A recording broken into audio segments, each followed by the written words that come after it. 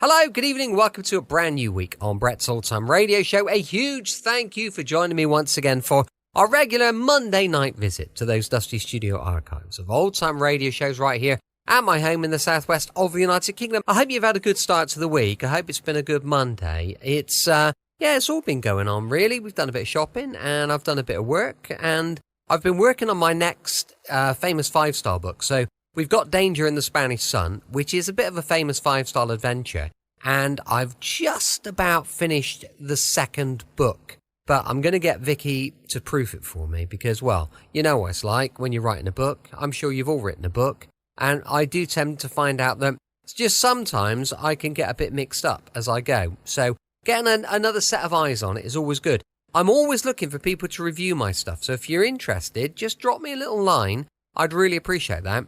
I'm Brett. I'm your host for our Nighttime Podcast. Welcome to another episode. I've got Facebook, Instagram, YouTube, and TikTok. They're all called Brett's Old-Time Radio Show. So you'll easily find us, and we do lots of little updates and things like that.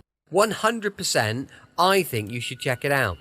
With it being a Monday, it is, of course, an episode of Suspense. This one was first broadcast on the 28th of August, 1943. It's called The King's Birthday. Suspense.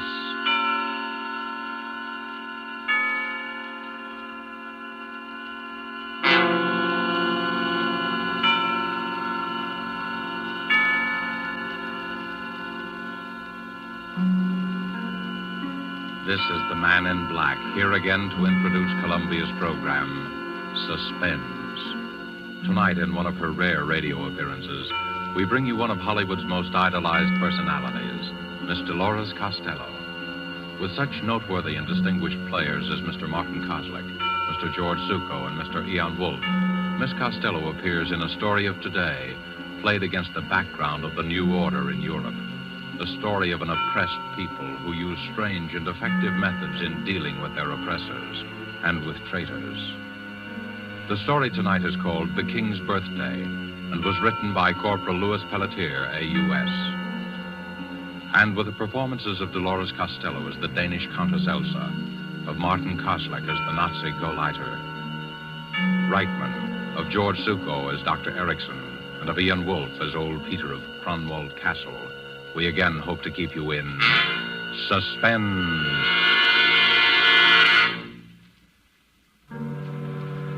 They come to the castle almost every day now, the Gestapo, trying to question me. But it seems I'm very stupid. Somehow I don't give the right answer. Perhaps it's my advanced age. When they question me about the night of the King's birthday, I get confused. I ramble on in the fashion of old people. Gentlemen, Cronwald Castle is 300 years old. For all those years, Cronwald has been a symbol of Danish liberty. Gentlemen, the sea waves beat against the rocks of Cronwald. The sea is deep. The sea knows everything. Ask her. Stop babbling nonsense, you old fool. Answer my question. Did you know about those notes? But of course, Herr Lieutenant, everybody in the district knows about them. The note said Count Victor would kill himself on the night of the King's birthday. Did you see the notes? Oh, no, Herr Lieutenant. But the note said that Count Victor would kill himself because of his great shame. That I do know. And the note said the exact time, 12 midnight. So you know the exact time? Yes, I'm fond of clocks, you see. My father had a clock that told the time with a bird jumping out. The bird whistled, like this. Oh. Stop that insane chirping. Yes, Herr Lieutenant. I'll take care of you later. Perhaps I'll have something that will improve your memory. Stay there till I call you. Yes, Herr Lieutenant. There's nothing the matter with my memory. I could tell them a thing or two if I wanted. I could tell them how it all happened. It began 2 days before the King's birthday. That was the day the new Nazi Gauleiter, Herr Reichman, came to the castle to see the Countess Elsa. I was told to show him to the library. It was cold and gray, and the sea was pounding on the rocks, very angry, like it always is in November. The new Gauleiter sat by the fireplace and warmed his hands and called for a glass of brandy. And bring some soda, too, please. Yes, Herr Reichman. How soon did your mistress say she would see me? In a few minutes, Herr Reichman. You told her it was most urgent. Yes, I told her. She'll be with you soon. I doubt it. Most women's idea of soon is the best part of an hour. In my country, we train our women to... The brandy, Herr Reichman. Oh, well, thank you. Yes, in Germany we... Courvoisier. Where did you get brandy like this? Count Victor can get many things that are forbidden to his countrymen, Herr Reichman. Count Victor's cellar is well stocked. Is it really? Yes, we have meat at the castle. Nobody in Denmark has meat, only Kronwald Castle. You're lucky. So they say. Shall I leave the brandy, sir? Yes, but you stay here a minute. Tell me, what's your name? Peter, sir. Ah, yes, Peter. You have been at Kronwald since you were a child. 63 years. Am I correct? Why, yes. How did you know? It's my business to know a lot of things, Peter. You don't approve of Count Victor, do you? It's not my place, sir, to... 3 days ago in the marketplace, you were heard to make an indiscreet remark concerning Count Victor's collaboration with Berlin. I think a word very close to traitor was used. Was it, sir? What do you think?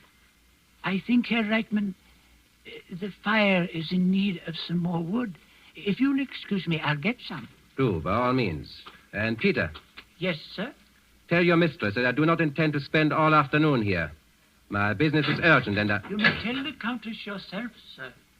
Herr Reichman. Countess Elsa, excuse me, I was just saying... That's quite all right, Herr Reichman. Sit down, please. Thank you. Peter told me your business was urgent. I hope I haven't kept you. No, not at all. My business is urgent. But as a new Gauleiter of this district, I might combine social pleasure with business, and... Oh, that's very kind of you. I had hoped that my wife, Frau Reichmann... Oh, of course. You must ask her to call sometime. Yes, I will. Although I've never had the pleasure of meeting Count Victor, it would be a great honor if we may call as soon as he returns from Berlin. Certainly, Herr Reichman. Thank you. And this urgent business? Yes, we come to that. Do you mind if I smoke? Not at all.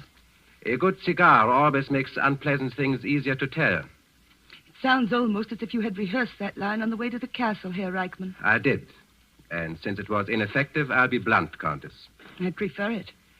3 days ago, Countess, to be exact, on the day I arrived at Kronwald to begin my duties as Gauleiter of this district, I found this note on my desk. Read it, please. Count Victor of Grunwald will kill himself on the night of the king's birthday. That note was on my desk in the morning. At noon, I found this one. Read it, please. Count Victor of Grunwald will repudiate his Nazi collaborators. He will choose the night of the king's birthday for his death. I thought at first it was some crank, but the notes kept coming.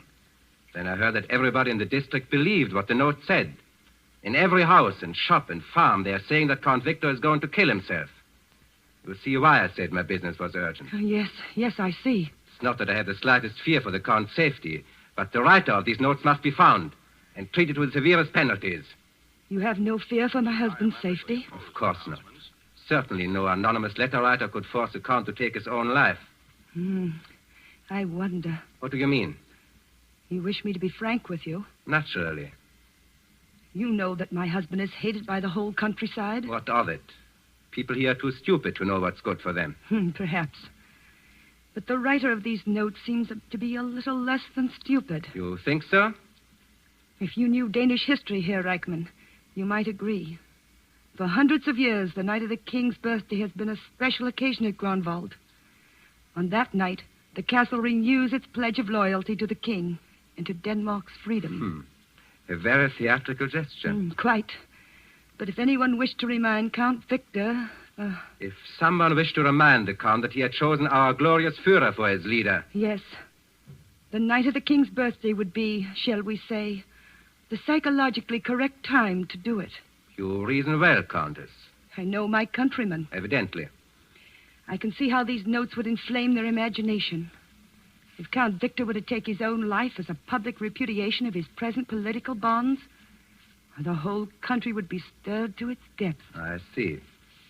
You seem to view the possibility of your husband's death rather calmly, Countess. Like you, Herr Reichman, I have no fear for his safety. I am only presenting the political possibilities. Quite so. And since you grasp the full significance of the notes, you understand that I must take certain liberties in order to track down the writer. Liberties? Yes. I shall ask your permission to talk with Dr. Erickson. Oh, Dr. Erickson? Well, I'm told he lives here at the castle. Yes, but I should like to talk with Dr. Erickson. as you wish. Peter will show you to the doctor's study. However, I assure you... My time is short, Countess. I understand that Dr. Erickson is one of your country's able psychiatrists. I understand that Dr. Erickson is an authority on mass suggestion. His help should be invaluable.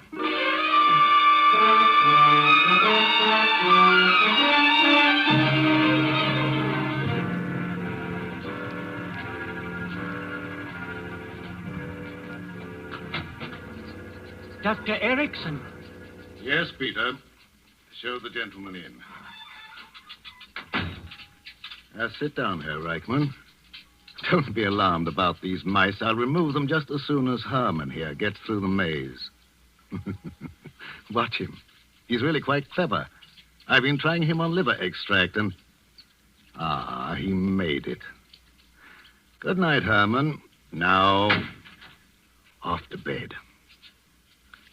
I've been expecting you, Herr Reichman. Please sit down. Thank you. You've come to see me about the notes, am I right? Yes, you're right, Doctor. When I first heard about them, I said to myself, the new go-lighter will want my theory concerning the type of mind which would be prompted to write such notes. I'll tell you my theory, Herr Reichman. I don't want your theory, Doctor. I want you to answer some questions. Oh, so it's like that. And perhaps you want a sample of my handwriting, too. I'm not a fool, Doctor. That's very possible. How long have you been treating Count Victor for a certain nervous disorder? 5 years. What would you say is his condition now? You've never met Count Victor, have you, Herr Reichman? No.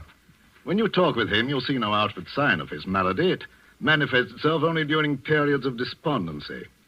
In the last few years, I am happy to say that these periods have been infrequent.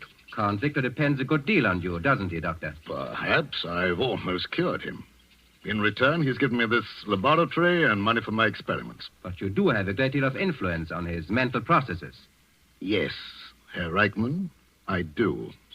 In fact, if I decided to, shall we say, liquidate Count Victor, I would have written the notes exactly as the people say they are written.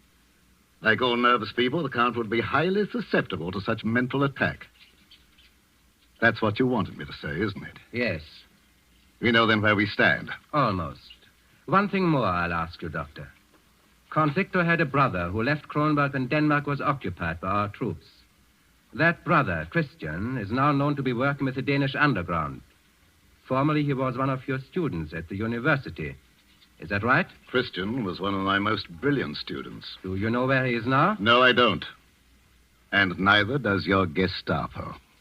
That's the only thing we share in common. You're a very outspoken man, Doctor. I find it the best form of deception. Do you think it wise to try to deceive the lawful government of your country? Lawful government? You have a quaint sense of humor, Herr Reichman. You may not find it so quaint if Count Victor ever removes his protection from you. He won't. When you've informed him of his impending suicide, as I presume you will, you'll see he'll need me more than ever. You do intend to show the notes to the Count, don't you? Yes. I will present myself to His Excellency tonight on his return from Berlin. Yes, his reactions to the notes will be most interesting. Would it inconvenience you if I would be present on the occasion? Oh, not at all, Doctor. I'd be delighted. Your own reactions should be most interesting, too.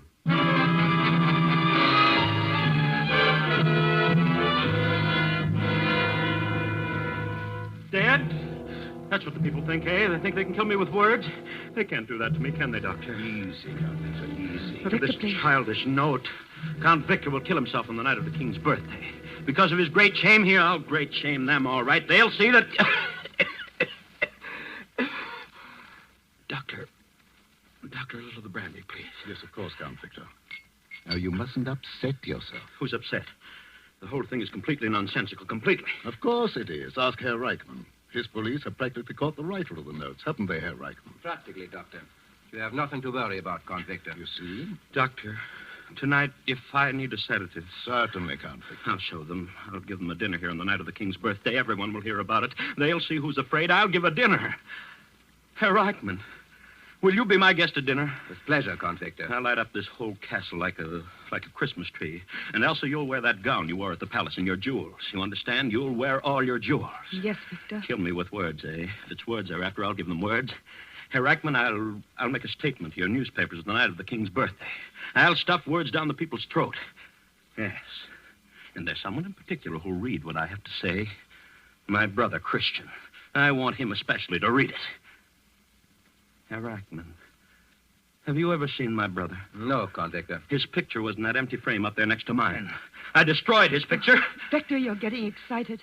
Dr. Erickson. Yes, you're right, Elsa. Sometimes the strain of my work is too much. Dr. Erickson, you'll talk to me for a while before I go to bed, won't you? Of course.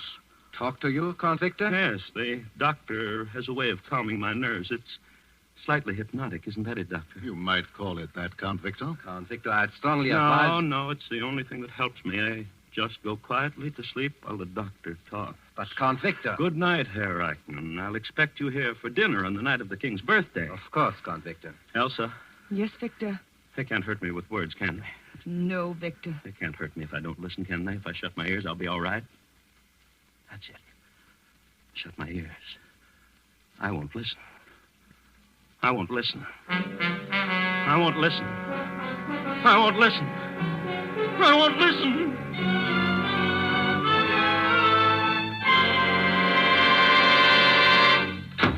Herr Gauleiter, Yes, Lieutenant?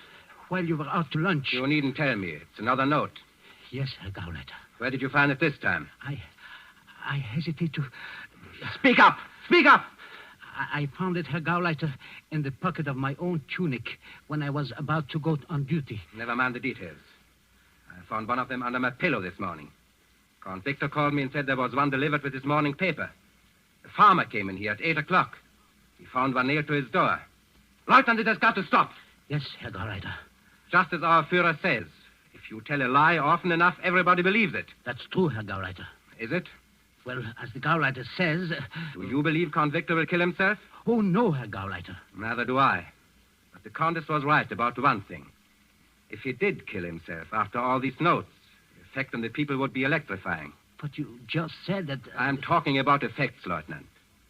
From what I have seen of the Count, he is too much of a coward to take his own life. But if someone else killed him and made it look like suicide... Yes, it could be done, but how? How? I don't know. There will be 4 of us at dinner. I have ordered 50 guards to patrol the grounds. 4 guards will be stationed in the dining room while we eat. No one can get near the Count. It's impossible to kill him.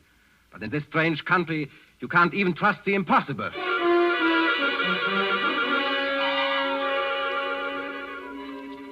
They say the castle is guarded tonight. 50 soldiers. They say the Count locked himself in his room all day writing a message to the people, they say. They say the Gauleiter has 5 Gestapo men at the castle besides the soldiers. 1 Gestapo man is watching the food for poison.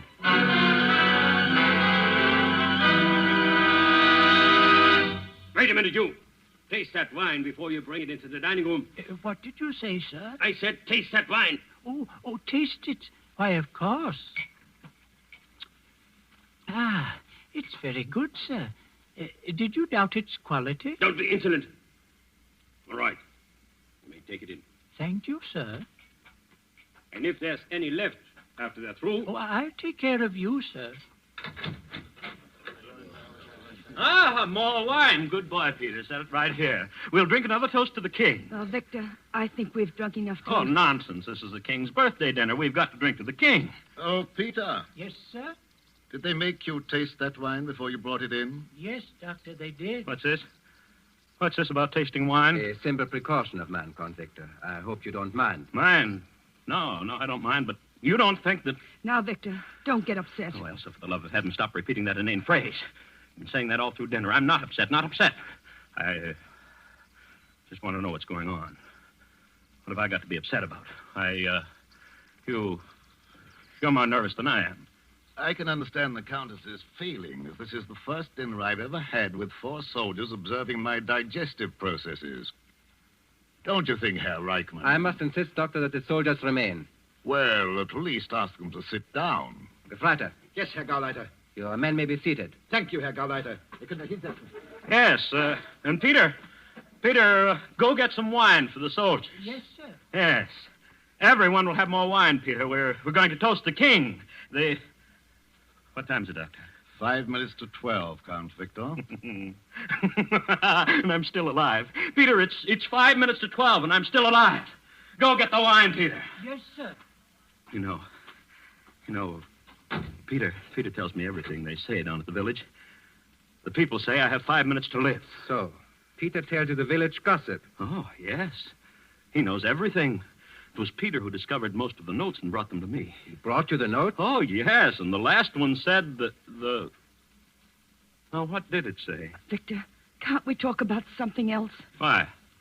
Ask the doctor. He and I discussed it for hours.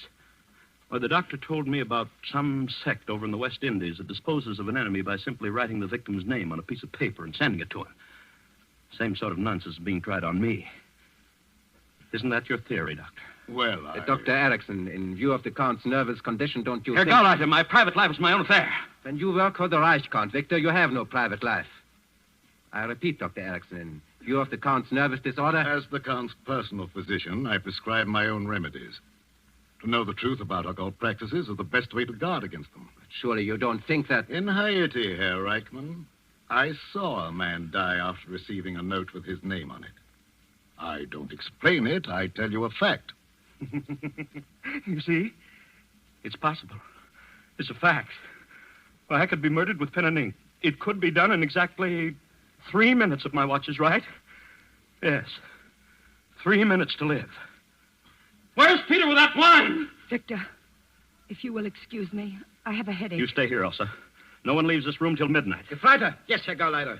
Lock the door. Bolt all the windows. Yes, Herr Gauleiter. Tune season. Yes. Yes, that's right. Bolt everything. They won't come in here after me. They won't touch me. Victor, you're being absurd. I asked Countess, I think it best to comply with Count Victor's wishes. Humor me, my dear.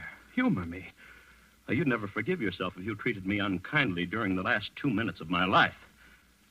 Especially since you wished me dead so many times. Victor. It's the truth, isn't it? Count Victor. 2 minutes to live, Doctor. This is a good time to hear Elsa's confession. If I may say a word... You may not. Elsa, it's the truth, isn't it? Isn't it? Yes, Victor. It's the truth. I wish you were dead. I hate every minute I live under your roof. I hate the thing you've become. A Nazi puppet. I hate your sniveling, goose-stepping mind, just as I loathe this fat specimen of the super race you've invited to dinner. Gefreiter, all right? No, let her finish, Herr Gauleiter. Go on, Elsa. I despise you as a man. Your countrymen despise you. Even before the Nazis came, you were planning to sell us out. All that Kronwald has fought for down through the years. The Danes should be a proud and free people. You sold all that for a cast-iron Nazi cross. I wish you were dead, Victor. I wish your soul were rotting in the grave that's waiting for all these mad men of Europe. Doctor, listen. 12 o'clock.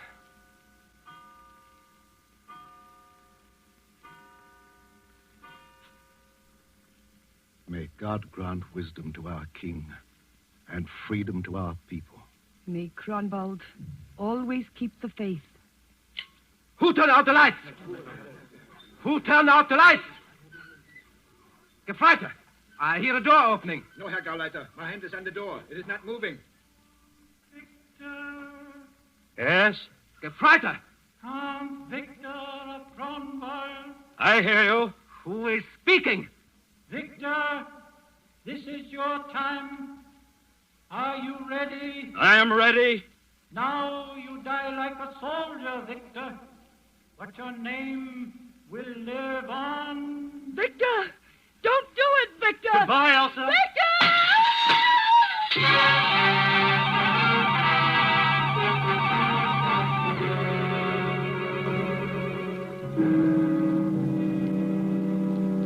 Have they found the body? They say the body was washed out to sea. But yesterday on the rocks they found the Count's wristwatch and a handkerchief with the initial V on it. They'll never find the body. Say what you will. Count Victor was a brave man to take his own life.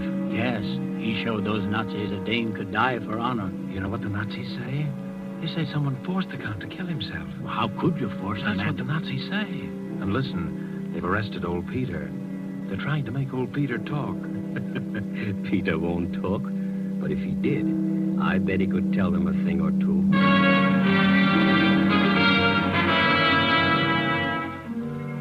Yes, I could tell them a thing or two. I could tell them why they'll never find Count Victor's body. You know why?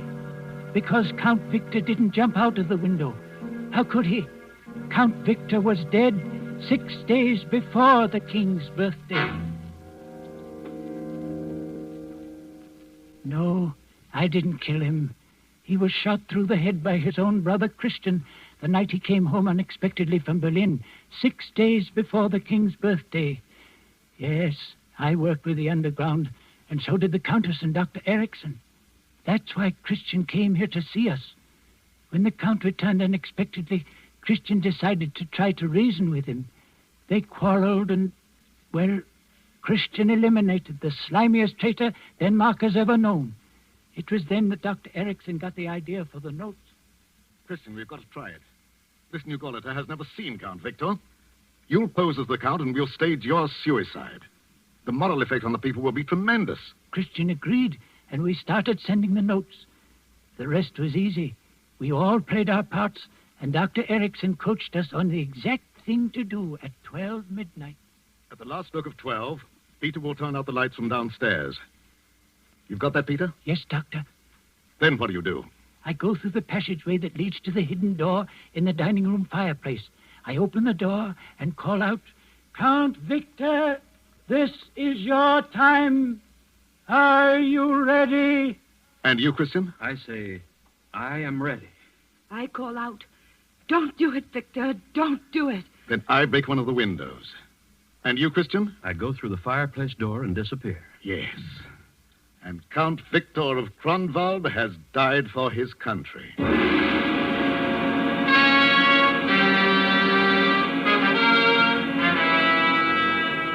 Well, that's how it was done. We planned it well, even to putting Count Victor's wristwatch and handkerchief on the rock where the Nazis would find them. Presently, the Gauleiter will question me some more. But soon there will be a note on his desk, and I can hear him saying, Lieutenant, how did this note get on my desk? A note? I don't know, Herr Gauleiter. What does it say? Says, remember the night of the king's birthday. Your turn is next, Herr Gauleiter. Your turn is next.